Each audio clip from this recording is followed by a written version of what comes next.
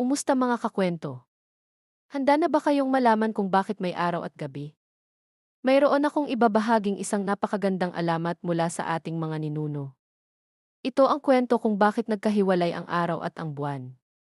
Noong unang panahon ang mundo natin ay palaging naliligo sa liwanag. Wala pang tinatawag na gabi, wala at wala pang dilim. Ang dahilan?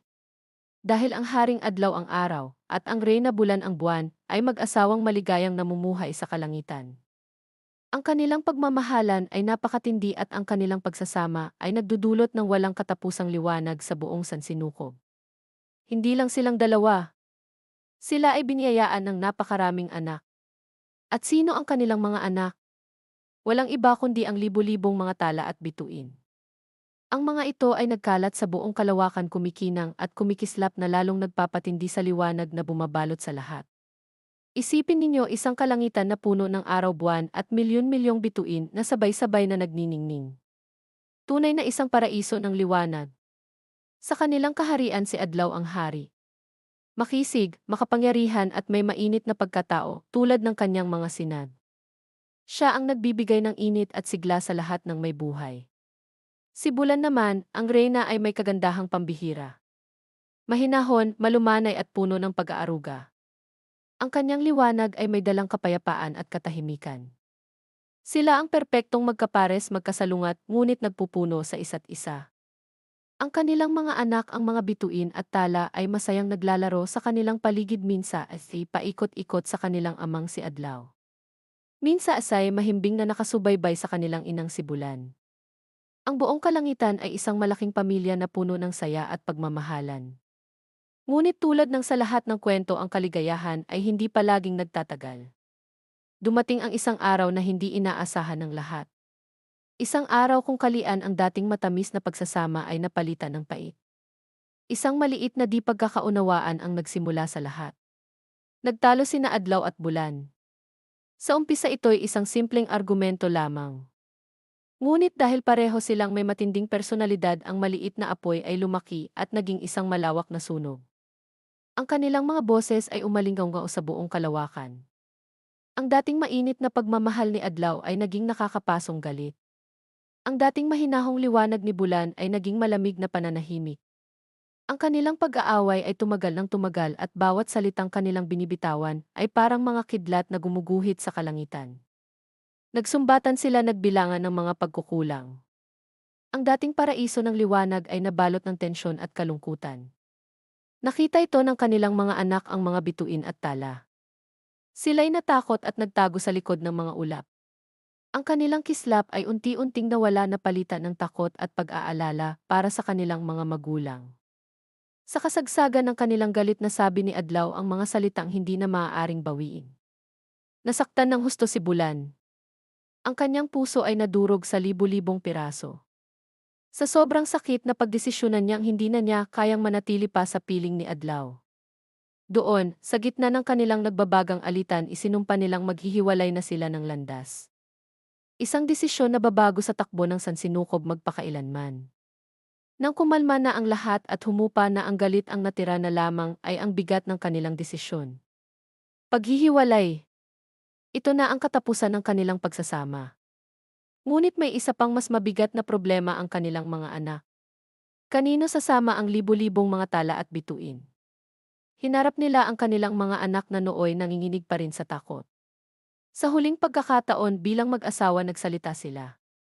Mga anak, malungkot na sabi ni Adlaw, hindi na kami maaaring magsama ng inyong ina. Kailangan ninyong pumili. Kung kanino ninyo gustong sumama. Isang napakabigat na pagpipilian para sa mga musmos na bituin. Pinag-isipan ng mga bituin ang kanilang sitwasyon. Naalala nila ang init ng kanilang amang si Adlaw. Ang kanyang kapangyarihan ay nakakasilaw at minsan sa sobrang init, sila ay nasasaktan. Ang kanyang ugali ay pabago-bago, minsan ay masaya, ngunit kapag nagalit ito ay nakakatakot. Pagkatapos ay naalala nila ang kanilang inang si Bulan. Ang kanyang liwanag ay malumanay at hindi nakakasilaw. Ang kanyang pag-aaruga ay walang kapantay. Kapag sila ay nalulungkot, ang yakap ng kanyang malamig na liwanag ang nagpapatahan sa kanila. Siya ay palaging nandyan, matyagang nakikinig sa kanilang mga kwento. Mas mabait ang kanilang ina, mas maunawain, at mas nakakaramdam sila ng kapayapaan sa piling niya. Kaya naman nang walang pag-aalinlangan ang lahat ng mga tala at bituin, ay sabay-sabay na lumapit sa kanilang inang si Bulan. Isa-isa silang yumakap dito, ang kanilang maliliit na kislap ay muling nagliwanag sa tabi ng kanilang reyna. Walang kahit isang bituin na naiwan sa panig ni Adlaw. Isang napakasakit na tanawin para kay Adlaw, nakita niya ang kanyang buong pamilya na tinalikuran siya. Ang asawa at lahat ng kanyang mga anak ay pinili ang landas na papalayo sa kanya. Wala siyang nagawa. Walang salitang lumabas sa kanyang bibig.